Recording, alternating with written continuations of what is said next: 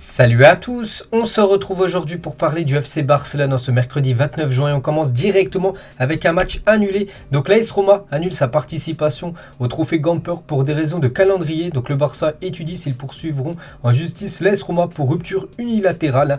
Donc voilà ce match qui devait avoir lieu, c'est le 6 août prochain. Donc il y a l'équipe féminine, Blaugrana, et aussi l'équipe masculine qui devait jouer contre cette équipe de l'AS Roma. Du coup c'est l'AS Roma les gars qui jettent l'éponge, en gros ils veulent pas jouer contre le Barça. Donc l'AS Roma justifie la résiliation du contrat entre les deux clubs par un changement de planification de sa pré-saison. Le Barça, dans les 24 prochaines heures, va entamer le processus de remboursement des fans qui ont déjà acheté des billets, bien sûr, pour assister à ces deux matchs. Puis c'était aussi, lors de ce trophée Gamper, la présentation officielle, bien sûr, de l'effectif pour la saison future. Du coup, enfin, ce match n'est pas annulé, mais plutôt l'adversaire. Du coup, c'est un autre adversaire. Et du coup, après l'annulation de l'AS Roma pour le match face au Barça, le FC Barcelone aurait trouvé son nouvel adversaire pour le trophée Gamper. Ça serait l'AC Milan. Donc, d'après le journal Sport, bon, pour l'instant, c'est pas encore officiel, mais ça pourrait être une autre équipe italienne à cette équipe de Milan, du coup, qui devrait venir du côté du Camp Nou à jouer ce trophée Gamper à la place de l'AS Roma.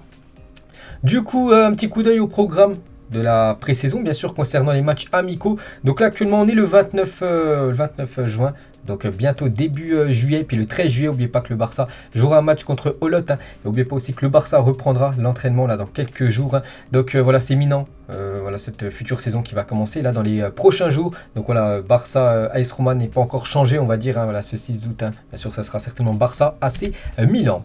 On revient sur cette masterclass, sur ce magnifique maillot extérieur du FC Barcelone qui a été dévoilé avant-hier. On revient sur quelques photos, un cliché de ce magnifique maillot. Et il y a eu une visite surprise d'Eric Garcia à la boutique du Camp Nou.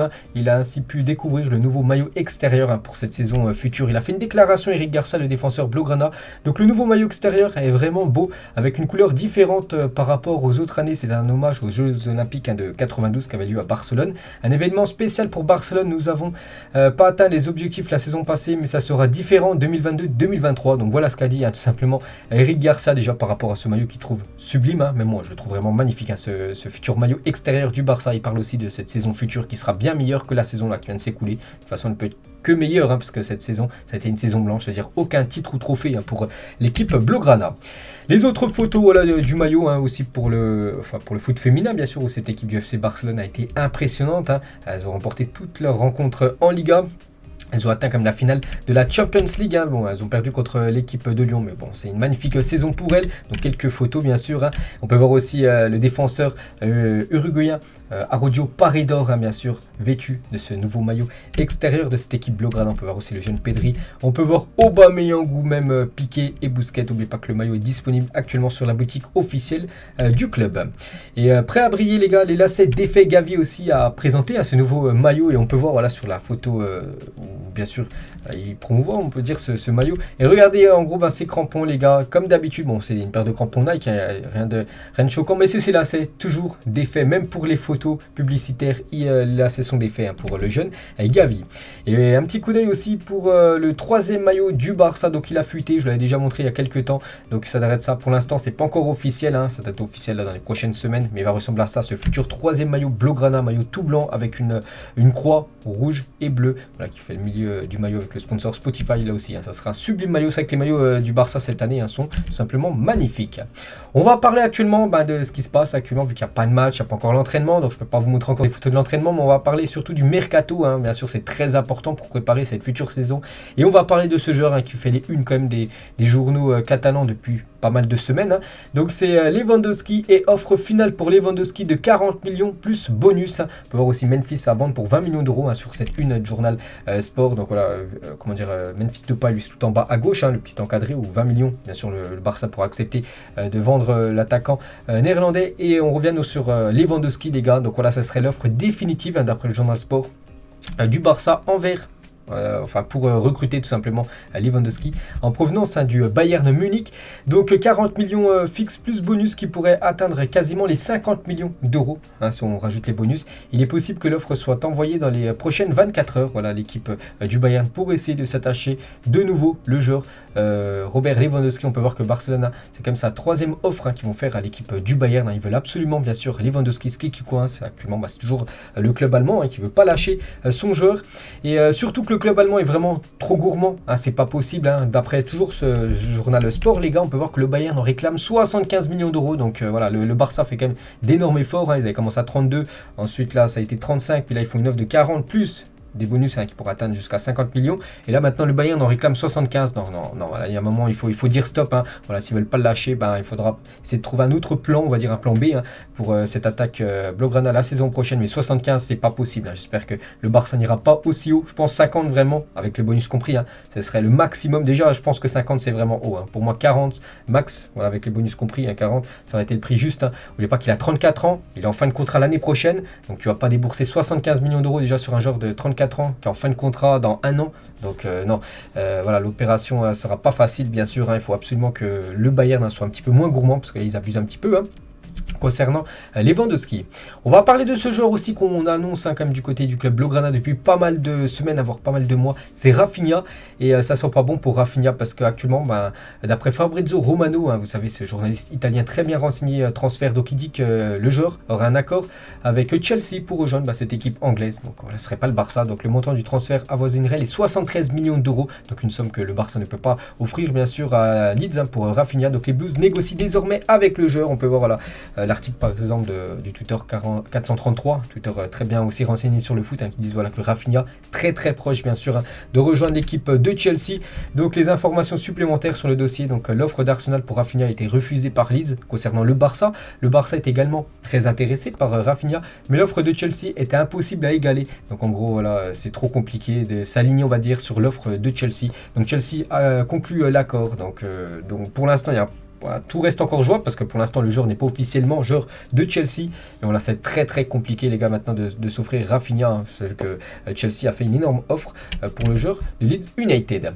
On va parler peut-être d'un joueur du coup qui pourrait arriver au club, hein, c'est Carlos Soler, donc c'est un joueur espagnol de l'équipe de Valence. Et le Barça et le FC Valence ont trouvé un accord à hauteur de 20 millions d'euros. Voilà pour le joueur offensif. Hein. Carlos Soler, un accord existe entre le joueur et le club depuis plusieurs semaines. Donc voilà peut-être une recrue hein, du côté du Barça, ce joueur espagnol. Et eux les gars, c'est quasiment fait. Voilà, on peut le dire, hein, c'est officiel les gars. Le Barça devrait annoncer Kessie et Christensen ce week-end. Donc actuellement, n'oubliez pas, on est le 29 juin. Et il y a beaucoup de joueurs hein, en Europe hein, qui sont en fin de contrat le 30 juin. Souvent je dis cette date du 30 juin, donc demain. Et du coup, après cette date, il y a beaucoup de joueurs qui vont quitter leur club, dont ces deux joueurs, hein, Christensen et Kessie, voilà, qui quittent leur club. Donc l'AC Milan et Chelsea pour Christensen et devrait rejoindre l'équipe du Barça. Donc en gros là dans quelques jours le Barça devrait annoncer officiellement deux arrivées, donc Christensen et Franck Kessie. Christensen officialise hein, déjà son départ de Chelsea. Merci pour tout, l'année dernière a été l'accomplissement dont je suis le plus fier en tant que joueur et en tant d'équipe que nous avons soulevé la Ligue des Champions à Porto. Bien sûr, il a remporté cette Champions League hein, contre l'équipe de Manchester City. Donc voilà, il officialise son départ de Chelsea et devrait là rejoindre dans les prochaines heures, prochains jours hein, cette équipe Blaugrana. On va parler du cas Erling Haaland. Donc Haaland a signé du côté de Manchester City, mais on peut voir que d'après Mundo Deportivo, le Barça n'a jamais voulu recruter Erling Haaland. Hein. Lorsque Bartomeu était le président du club, le Blaugrana suivait Haaland depuis plusieurs semaines, mais selon certains membres du club, le Norvégien n'avait pas le profil d'un joueur du Barça. Maintenant c'est ce qui se dit. Bon, je pense pas, hein. Bien sûr le Barça était très intéressé par Haaland. Le gros problème hein, c'est que bien sûr lui aussi c'était un joueur qui coûte très cher, que ce soit transfert, hein, parce que c'était quasiment déjà, il faut lever sa clause, hein, qui était aux alentours de 75 millions d'euros, et surtout salaire, hein, bien sûr, là ça aurait été compliqué pour le Barça de lui verser un énorme salaire, donc c'est pour ça que ça a tombé à l'eau, c'est pour ça qu'il a signé du côté de City. On va parler de ce joueur aussi qu'on parle beaucoup, c'est Ousmane Dembélé. Et là c'est minant, hein. C'est minant parce que la fin de son contrat c'est demain. Donc Dembélé très difficile. Donc en une de Journal Sport, hein, c'était la version d'hier. Donc on va parler un petit peu d'Ousmane Dembélé. Donc Dembélé va prendre la décision pour son avenir d'ici la fin de semaine. Voilà, de toute façon il faut qu'il prenne la décision vu que là la fin de son contrat c'est demain. Il souhaite que le Barça améliore sa proposition pour prolonger. Donc le Barça, je pense qu'ils vont pas changer. Hein. Ils ont fait une offre de prolongation, mais il y a toujours cette offre à Ousmane Dembélé. Après le joueur veut plus, mais bon le Barça n'augmentera pas son offre. Hein. Voilà, c'est soit il accepte, soit il accepte pas. Il quittera voilà, cette équipe Blaugrana, il pourra rejoindre le club qu'il veut à partir de après-demain, simplement la fin de son contrat. Donc Chelsea les gars suivrait avec attention le feuilleton Ousmane Dembélé. Hein, si la prolongation du Barça n'aboutit pas, le club londonien pourrait tenter sa chance. Voilà, Chelsea les gars serait apte à accueillir Dembélé s'il venait à ne pas prolonger. Hein, c'était du côté du club Blaugrana.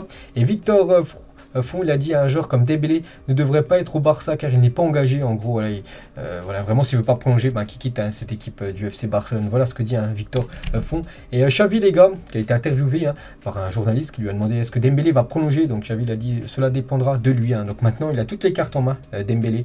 Voilà, le Barça ne peut plus rien faire pour Ousmane. C'est soit il accepte l'offre de 6 millions d'euros en salaire plus 1,5 million d'euros de bonus en salaire, ou soit il accepte pas. Il touchera peut-être certainement plus du côté de Chelsea ou du côté du PSG, mais il jouera plus du côté du FC Barcelone.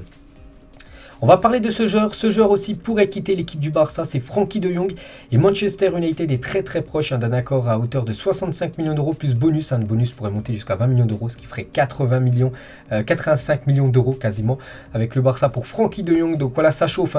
Frenkie de Jong du côté de Manchester United. Donc le joueur, depuis beaucoup de semaines, il dit qu'il se sent très bien du côté du Barça. Il veut rester du côté de Barcelone, mais le problème c'est que le Barça aimerait le vendre pour récupérer de l'argent. Et De Jong n'est pas trop content de partir. Il se sentait heureux à Barcelone. Il trouvait que c'était une ville merveilleuse et pensait qu'il y avait un projet passionnant. Il voulait réaliser de grandes choses ici. Ten Hag joue un rôle clé pour le convaincre. Eric Ten Hag, son ancien coach du côté de l'Ajax, peut-être qu'il lui a promis beaucoup de choses. J'en sais rien, déjà des titulaires, je pense, voilà, pour rejoindre bien sûr cette équipe de Manchester. Et du coup, il le veut absolument du côté de Manchester. C'est pour ça que Frenkie de Jong, les gars, peut-être, voilà, il va quitter. Pour moi, je pense qu'il va quitter cette équipe, du FC Barcelone pour rejoindre Manchester United. Donc le Barça pourrait récupérer plus de 85 millions d'euros quand même dans les caisses. Donc ça, bien sûr, ce serait une très bonne nouvelle. Bon, la mauvaise nouvelle, bien sûr, serait que le Barça n'aurait plus Frenkie de Jong en tant que joueur.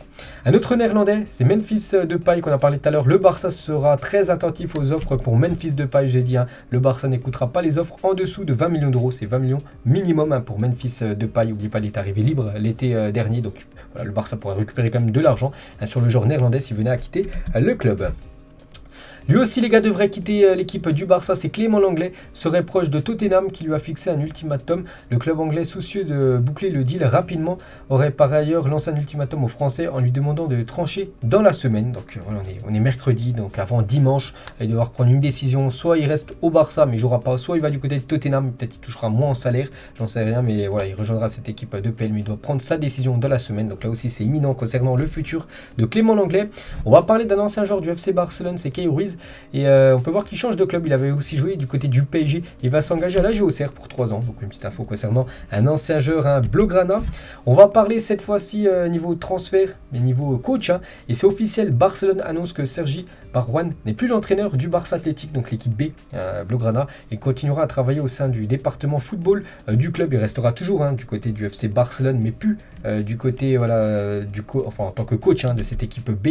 Donc c'est plus l'entraîneur. On peut voir que c'est officiel. Il y a le communiqué du FC Barcelone B par rapport au coach actuel. Donc Rafa Marquez devrait le remplacer. Rafa Marquez, c'est un ancien joueur, souvenez-vous, du FC Barcelone. Il a même gagné la Ligue des Champions à l'époque du grand FC Barcelone. Donc c'est un ex-défenseur mexicain. Donc il a passé ses diplômes. Il peut entraîner et il devrait en être l'entraîneur de l'équipe réserve pour la future saison.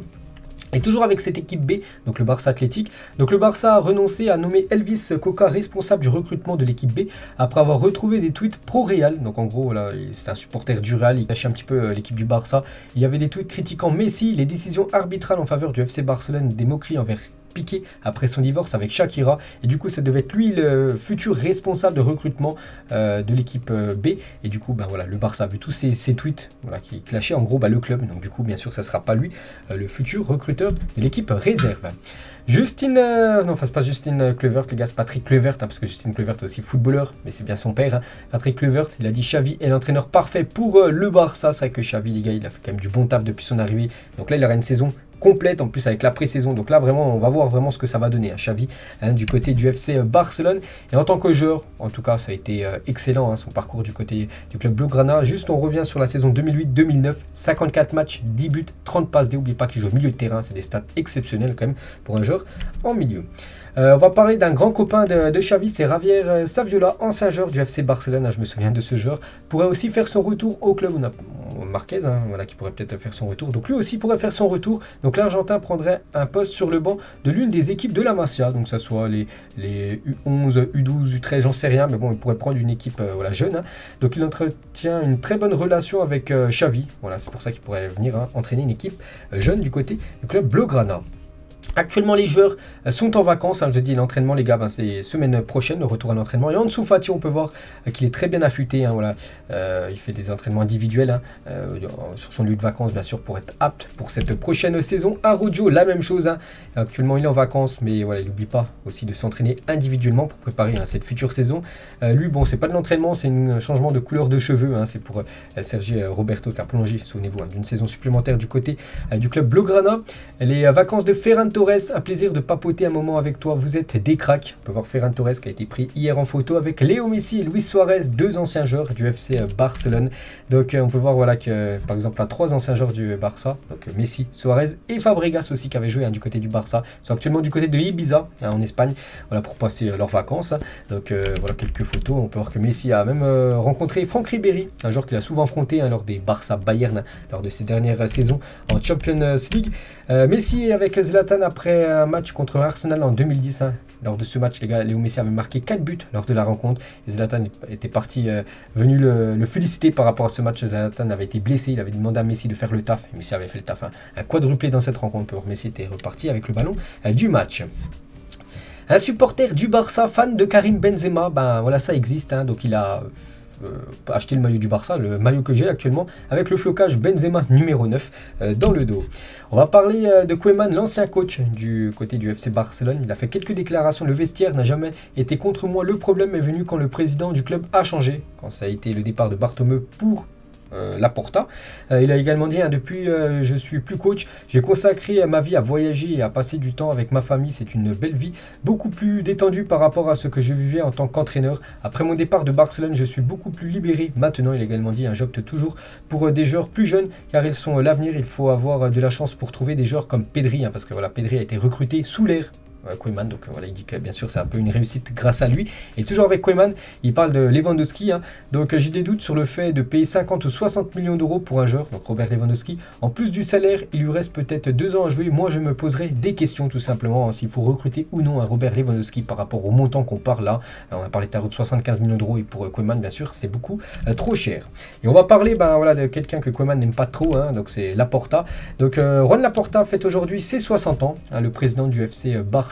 Bon anniversaire à lui. Voilà, c'était la dernière info de la journée. J'espère que ça vous a plu. On se retrouve demain. On parlera cette fois-ci, bien évidemment, du Real Madrid. Ciao à tous.